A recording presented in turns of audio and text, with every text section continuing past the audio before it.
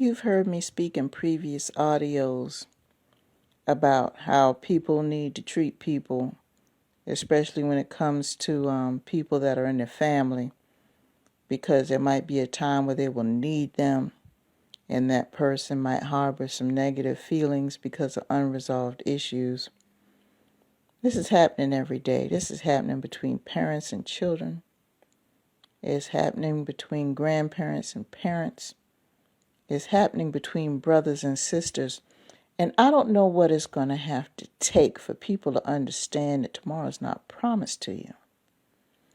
I don't understand what it has to take for people to have to understand that what you put out is what you're going to get back.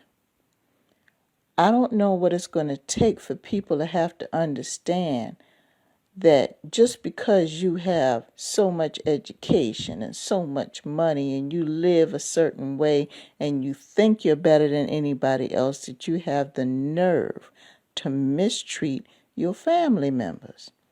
I don't know where that idea came from. I mean, I think I have a pretty good idea, but it's not a good place. And then have the audacity later on, the person that will suffer this type of verbal abuse or physical abuse or neglect, you expect them later on when you get in trouble for them to come to bat for you. I mean, I don't understand what world you're living in. Everybody knows that energy is neither created or destroyed. It's simply going from one source to another. So if you put out negative, it's going to be a matter of time before that same negative is going to come back. And the timing that it comes back on you, you do not have any control over. This is something I had to learn in my life. But you got people around here, you got siblings mistreating each other.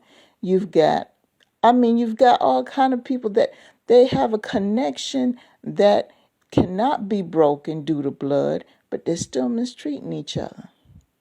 And have the nerve later on to think that that person that they hurt is so dumb and so stupid that they're actually supposed to come back and help them.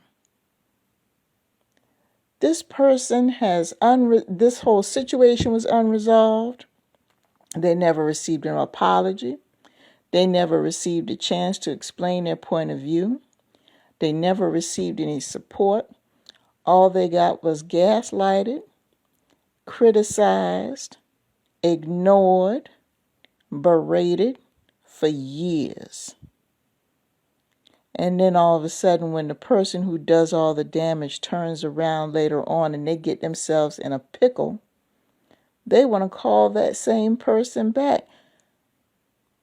That has to be classified as some sort of mental illness somewhere, because it makes no logical sense to actually think in your mind that you can go back to someone that you consciously hurt repeatedly and didn't even take a chance or take time to even try to bridge the gap or show some type of remorse because you failed to treat this person like a decent human being. And then when you get yourself in a mess, you want to forget about it. So because you want to forget about it, you want them to forget about it. Let me tell you something about hurt feelings. Hurt feelings don't work that way. Now, if you're human, you have hurt someone and you have been hurt. And we all know that hurt feelings just don't disappear like that.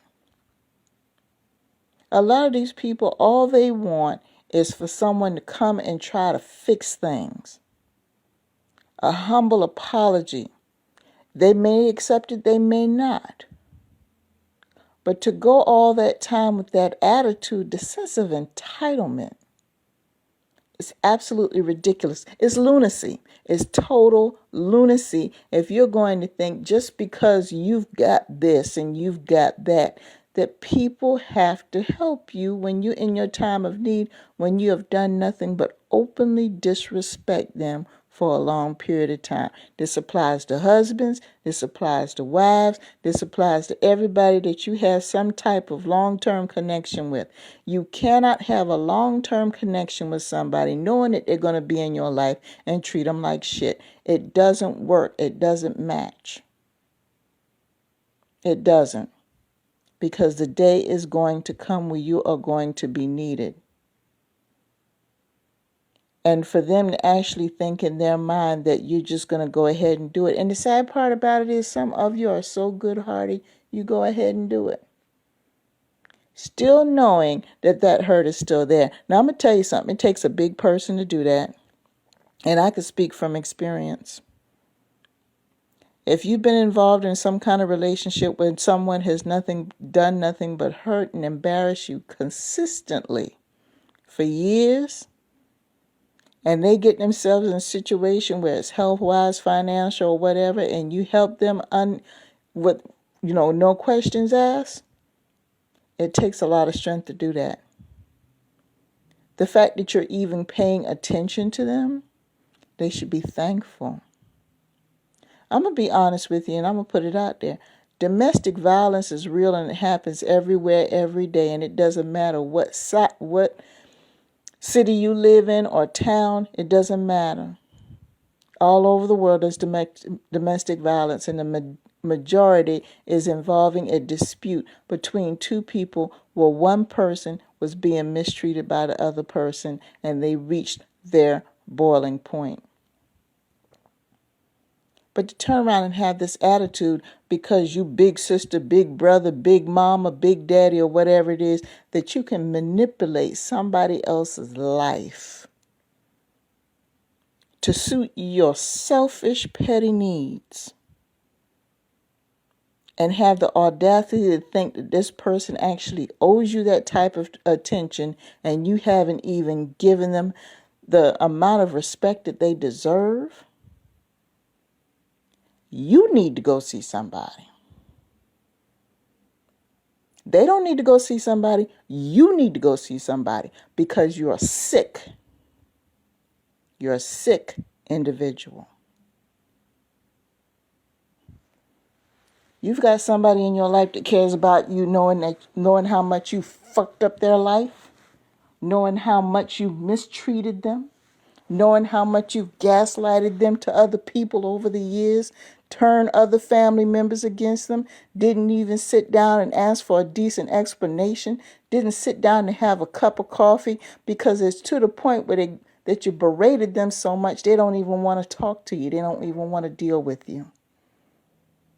They don't want to communicate with you because they've already got it in their mind that you're not going to listen because you never did listen.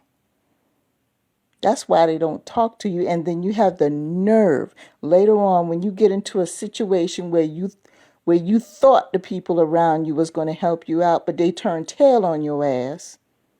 And that person is the last person left. And you have the nerve to turn around and ask them for help. You need to go see somebody. I'm not saying this out of anger. I'm not saying this out of disappointment. I am listing straight facts. People have died because of this type of attitude. And if some of you are running around here like this, pick up the phone and dial a therapist before you wind up a statistic, because that person that you've hurt over this period of time, you don't know what the fuck's going through their head right now. And for you to turn around and do that, it probably set them off. They were probably fine until you had the nerve to come into their space with that bullshit. And some people are just waiting for you to say something to them one more time. You better pull your shit together and leave people alone. Start treating people like human beings. Get your ass off your shoulders. And if you cannot consciously do that and you can't control yourself, go see somebody while you still have a body. Like I said, I'm saying this from a place of love. I'm trying to save your life because every single day I'm looking at the news, and this is just locally, so I can imagine what's happening in other places where people in the same household taking each other out because one person got fed up. This is no joke. This is nothing to play with. Y'all need to stop manipulating people and playing around with their time. If you don't want to deal with somebody, leave them the hell alone. That's the way I look at it. At least they'll be alive to live their life and you'll be alive to live yours. Because if you are going to sit there and mentally abuse somebody over a period of time and mistreat them, you have no idea what's going through their mind. They're probably waiting for you to say one more word. Because their head is already there. They're not the ones. Don't be a fool. You've been a fool long enough. It's time to stop.